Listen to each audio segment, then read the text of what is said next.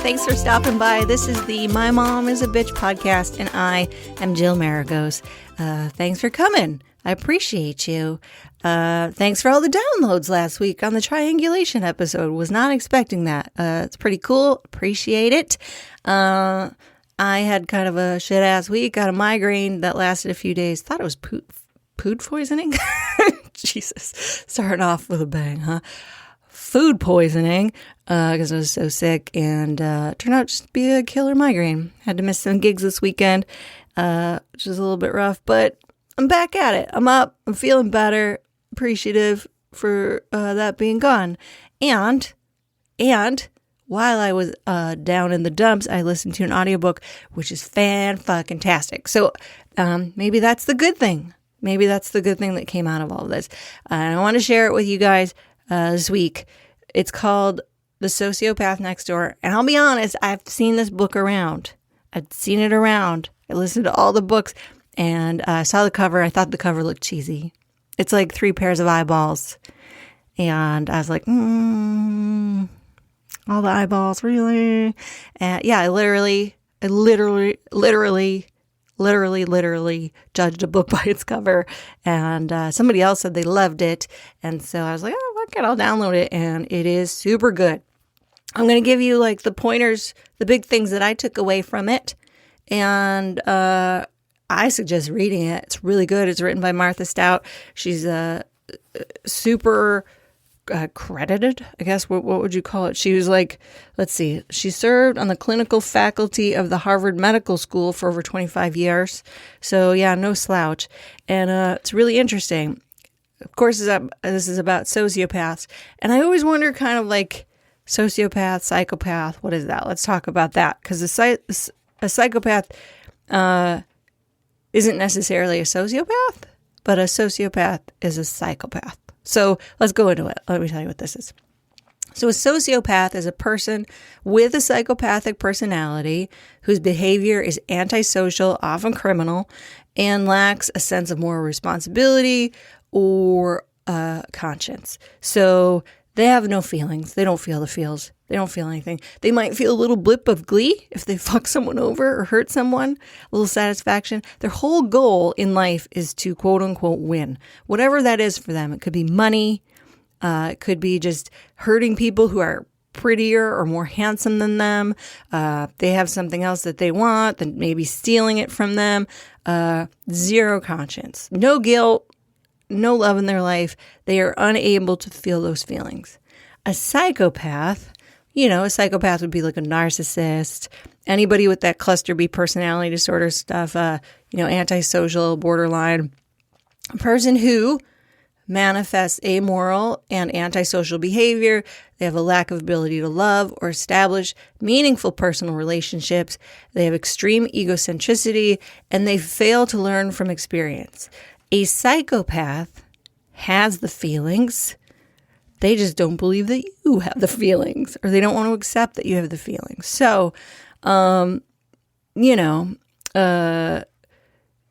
you start to cry, for example, say they hurt you and you start to cry, they don't think that's real. They think you're just putting that on so that you can manipulate them.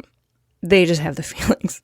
It's very weird. Psychopath, sociopath. That's it. So anyway, I thought that was kind of interesting.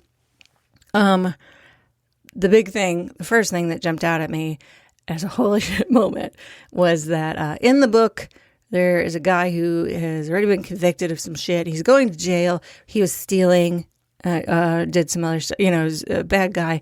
And they had Dr. Stout interview him. And she asked him, what is the thing that you want most from people? Thinking he's going to say money or to hurt them.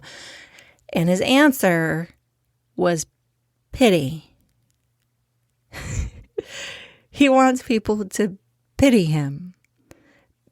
And that was crazy to me. I mean, it came completely from left field, but think about it. It does make sense. And they use pity, to manipulate you. You're a highly empathetic person, and you fall for a person. And I think this goes beyond sociopathy. I think it goes with psychopaths too, psychopathy. Psychopathy? Yeah. Sorry. You're like, why do you have this podcast, Jill? You don't even know the words. But anyway, this is a quote from the book. It says, the most reliable sign, the most universal behavior of unscrupulous people is not directed, as one might imagine, at our fearfulness. It is perversely an appeal to our sympathy. It's the pity play. So they know they have you if they come in and say something that would make you go, oh no, I'm sorry. I can help you. Let me help you. Think about Ted Bundy. Think about Ted Bundy dressing up with an arm sling, trying to load books into a car, Oh no, this poor guy, this poor handsome young man in a Volkswagen Beetle, in a brown fucking Volkswagen Beetle in Washington State, and his, cute hair or whatever. They say he was real handsome. And that's how he got all those girls. The pity play. What's sadder than somebody struggling with a broken arm, right? I think about my mother. Anytime she is very protective of her money. Oh my God. So anytime she'd come out, we would buy her a plane ticket to come out. She doesn't have a lot of money and we had enough to pay for it. So of course we did that. We'd buy her a ticket and she'd come out, and I remember driving around with her and she'd say things like, I'm poor. Now this woman owns a home, has 2 cars in the garage, has plenty of clothes out the closets. Like she loves clothes, and her house is pretty. She has money in the bank. She has money in the bank. But she wanted me to believe she was poor so that I would pay for everything. I'd be like, oh, Mom, I'm so sorry. Here's money. In fact, when my cousin passed away at her house from alcoholism, he was paying her $50 a week to stay there. She convinced his mother, who had now just lost her son, to give her money every week. Because my aunt is a very highly empathetic, probably too empathetic person, and she'd give her money every week. She's a single woman on her own. She's a widow. So, that is their power play.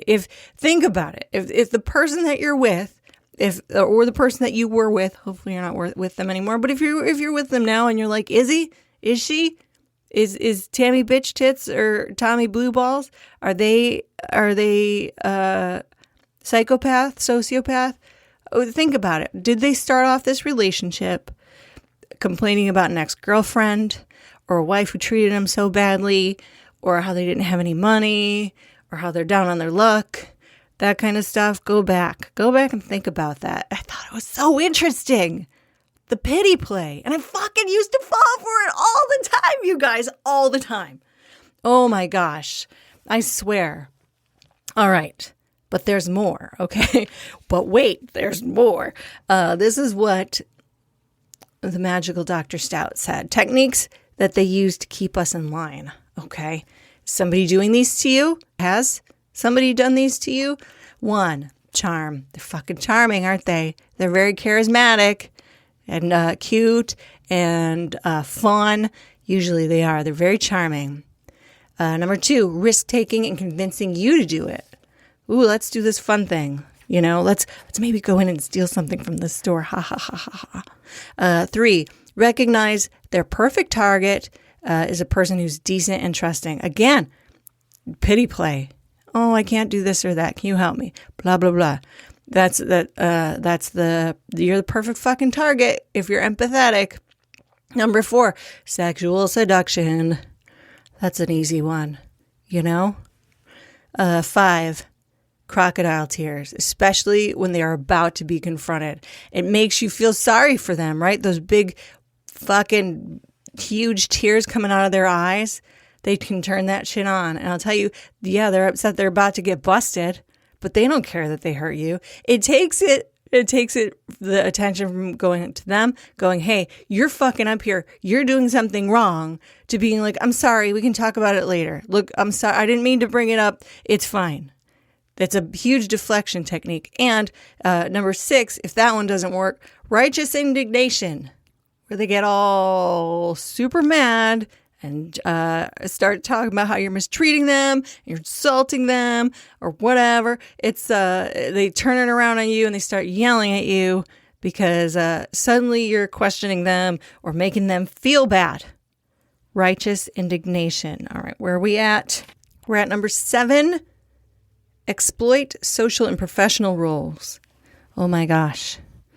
My mind, of course, as a comic goes to Louis C.K., because he was exploiting his power as a headliner comic. But think about a teacher or a professional, say even a principal or a therapist. Yeah. We are told, and she talks about this in the book, not to question authority. We do everything in our power. If somebody we feel like has authority over us, we don't question it. And that's a problem. And then the last one, of course, is gaslighting. We talked about that one of the podcasts before. If you're interested in it, go back and have a listen to the gaslighting episode. So those are the things they use to control us.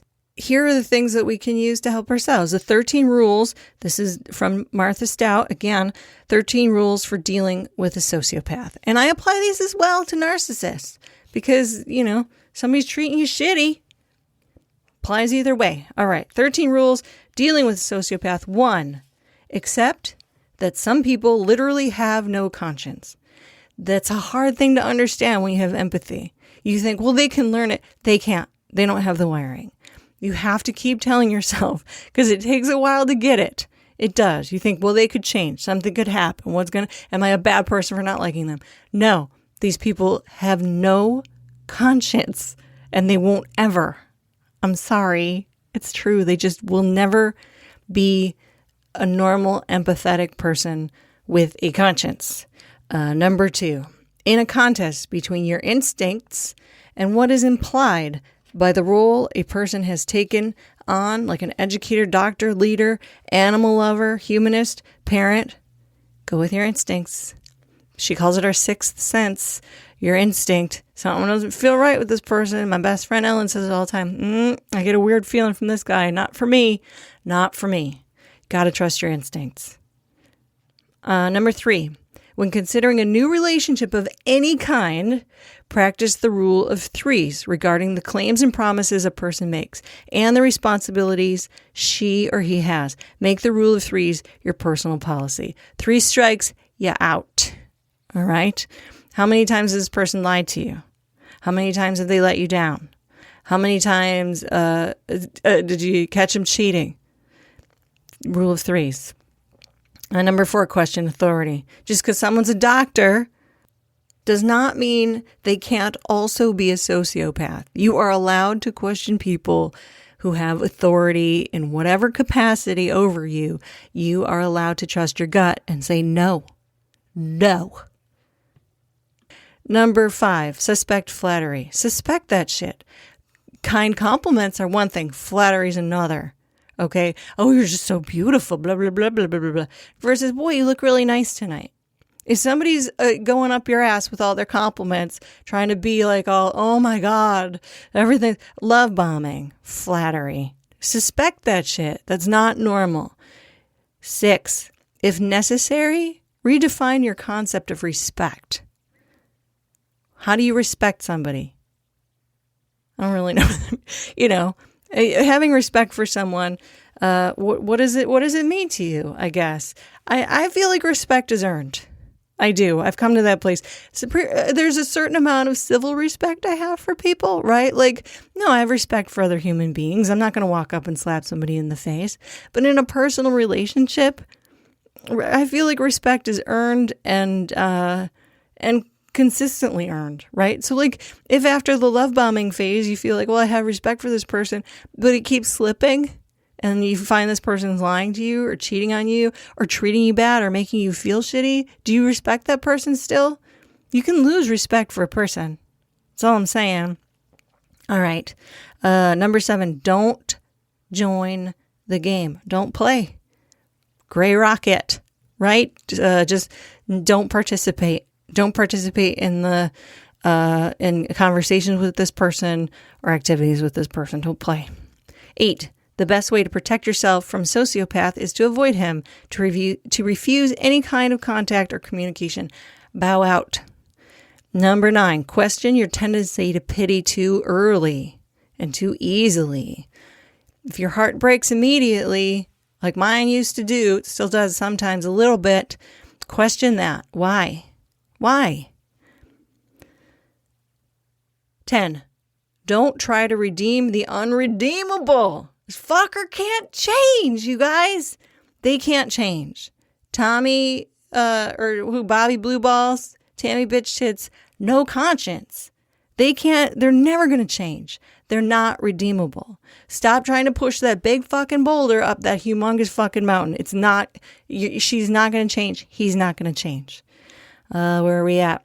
11, never agree out of pity or for any other reason to help a sociopath conceal his or her true nature. You catch him doing something illegal and they beg you, don't tell anyone, please, please, please. Fuck them. Fuck them. God forbid they lose their job. Don't tell anyone. Don't tell anyone. Ugh.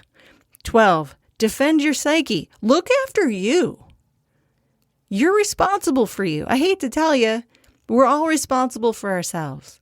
If you're a grown-ass adult, if it's time, unless you have children, little children that you need to take care of, the only person responsible for you and you getting better is you. You have to defend yourself. You got to look after yourself. Number 13, the best revenge is living well. We all do this. I do this as well, where I get in on this stationary bicycle where I just paddle my brains out. And this is a metaphor. The stationary bicycle is a metaphor. I'm going fucking nowhere. I'm telling the same story to my husband. And then she did this. And then she did that. I'm giving my time to her. I'm giving my energy to her. And the best thing I can do is just fucking go play with my dogs and go for a walk with my husband and watch a good movie and drink some whiskey and have a good life. That is your best revenge. Find somebody who loves you. And they're out there. This book says that 4% of the population are sociopaths. 4%. It's a lot. It's actually statistically a pretty high amount. It's pretty shocking. But at the same time, I know if you're healing and you're going through all this stuff and you're trying to separate yourself from somebody who is a narcissist or psychopath or, a sociopath, don't jump into a relationship. Spend time figuring your own shit out and feeling good about yourself again. And then after it's done, you can start to go out and do things. It breaks my heart when I see people say, I'll never be in another relationship. Fuck that. Because there's lots of great people out there who want a good relationship with somebody who's like you, a kind person. Give yourself time. I never hold anybody to that. If they say I'm never ever, I never hold them to that. I hope not. I hope they don't. Although if they're happy or alone, fuck it. You don't need to have anybody. But if you want one, you can have one. I just went off on a rant on that one. Anyway, so that is The Sociopath Next Door. There's so much more to this book than just that. But I just really wanted to share it with you guys because it's such a big deal. I wish people would teach their kids this. I wish people would teach, especially their daughters who are susceptible to fucking Ted Bundy type people, that these people exist. And they look just like the rest of us. Some of them even more handsome. They get away with so much fucking shit. Warn your daughters, warn your sons about these kind of assholes because they're out there. They are out there. All right. I guess now it would be time for a dramatic journal reading. I know I say this every week, but I'm still going to stop doing this. They're dumb. Aren't they dumb? I don't know. I'm questioning all of this. Okay, hold on here. Okay, let's see. Here's what you need to know for this one. In an old neighborhood I used to live in down in Van Nuys, which is just outside of LA, there was a guy who I just called jean shorts because that's all he ever wore was jean shorts. So I referred to him as jean shorts. I didn't like him, and I think you'll hear why. Okay, here we go. I think that's enough information. Okay. Oh, I think I should add too. No, I want to add this. My dog, Oscar, has always been a ton of work. He has all these physical problems, and he's the happiest, well-kept dog in the world. I make his dog food from scratch because he has all kinds of kidney problems and stomach. He's allergic to everything. I make this dog's food from scratch. He's the best taken care of dog in the world. No kidding. He's 12 and he's still alive, surprisingly, and he's happy and actually pretty well. So I just wanted to add that in there. All right, here we go. This week's dramatic journal reading. I saw jean shorts on the walk again today. I hate him so much. He doesn't even have a dog, but he insists I'm doing things wrong with Oscar. He's all, "Is your mama feeding you enough?" I'm standing right here.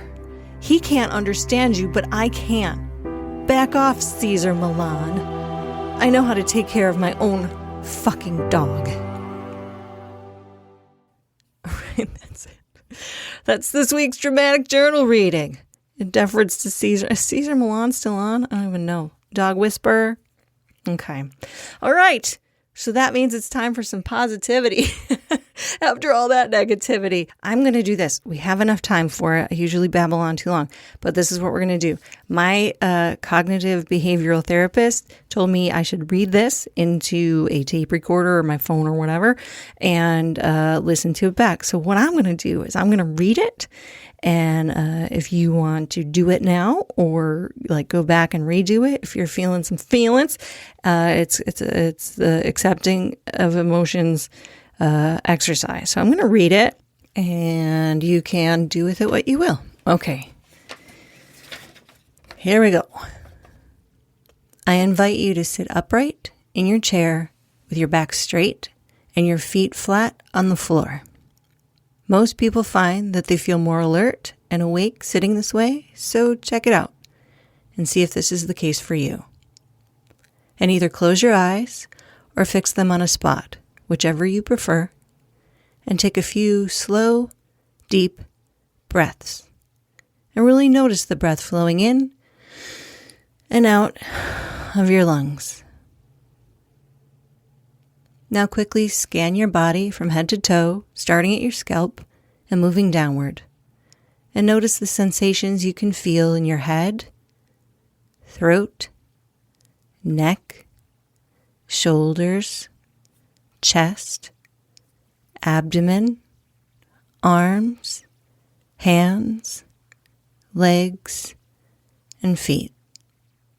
Now zoom in on the part of your body where you're feeling the sensation most intensely, and observe the feeling closely, as if you were a curious scientist who has never encountered anything like this before.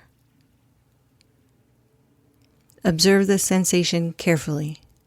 Let your thoughts come and go like passing cars, and keep your attention on this sensation. Notice where it starts and where it stops. Just learn as much about it as you can. If you drew an outline around it, what shape would it have? Is it on the surface of the body or inside you or both? How far inside you does it go? Where is it the most intense? Where is it the weakest? If you drift off into your thoughts, as soon as you realize it, just come back and focus on that sensation and observe it with curiosity. How is it different in the center than around the edges? Is there any pulsation or vibration within it?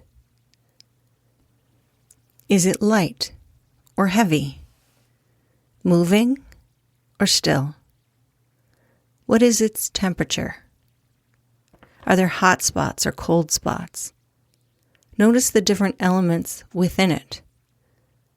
Notice that it's not just one sensation. There are sensations within sensations. Notice the different layers. As you're observing this feeling, breathe into it.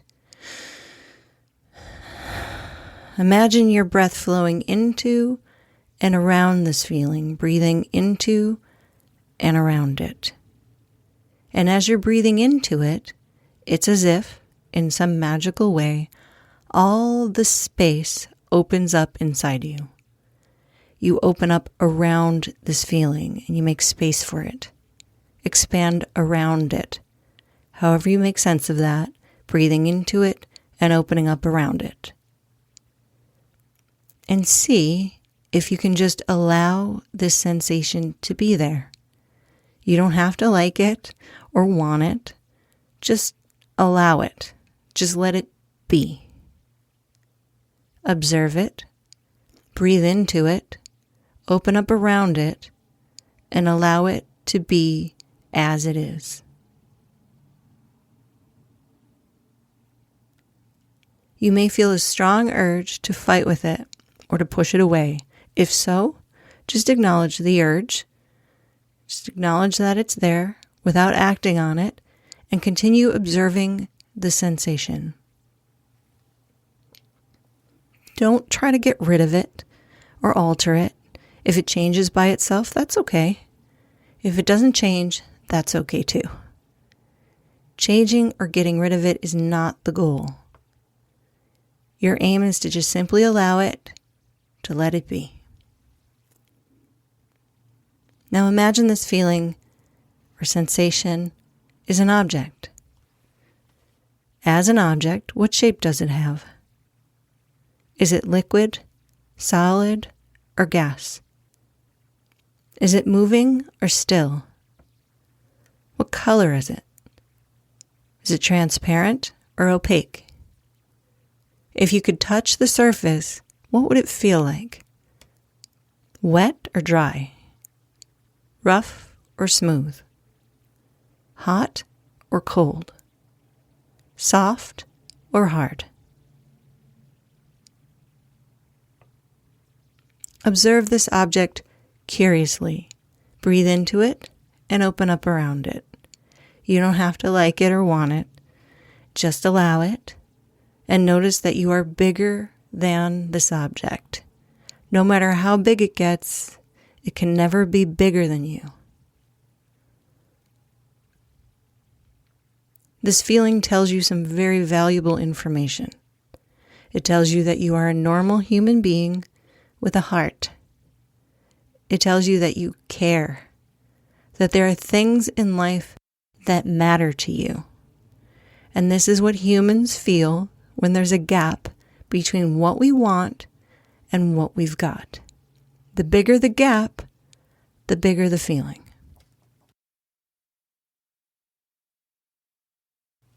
Now take one of your hands and place it on the part of your body and imagine that this is a healing hand. A hand of a loving friend or a parent or a nurse. And let the warmth flowing from your hand flow into your body. Not to get rid of the feeling, but just to make room for it. To soften up and loosen up around it. Hold it gently, as if it's a crying baby or a frightened puppy. And letting your hand fall, once again breathe into the feeling and expand around it. Life is like a stage show, and on that stage are all of your thoughts and all of your feelings and everything that you can see, hear, touch, taste, and smell. And for the last few minutes, we dim the lights on the stage and we shine a spotlight on this one feeling. And now it's time to bring up the rest of the lights. So bring up the lights on your body. Notice your arms and legs and head and neck. And notice that you're in control of your arms and legs, regardless of what you're feeling. Just move them around a little to check in on yourself. And take a stretch and notice yourself stretching. And bring up the lights on the room around you. Open your eyes. Look around and notice what you can see. And notice what you can hear. And notice that there's not just a feeling here. There's a feeling inside a body, inside a room, inside a world of opportunity. And welcome back. All right, I hope you didn't fall asleep while you were driving. If this is useful for you, I hope it is. Use it. And we're out of time. That was a quick half hour. All right, you guys. I hope you have a great week. and keep taking care of yourselves. And that's it. Okay. Bye.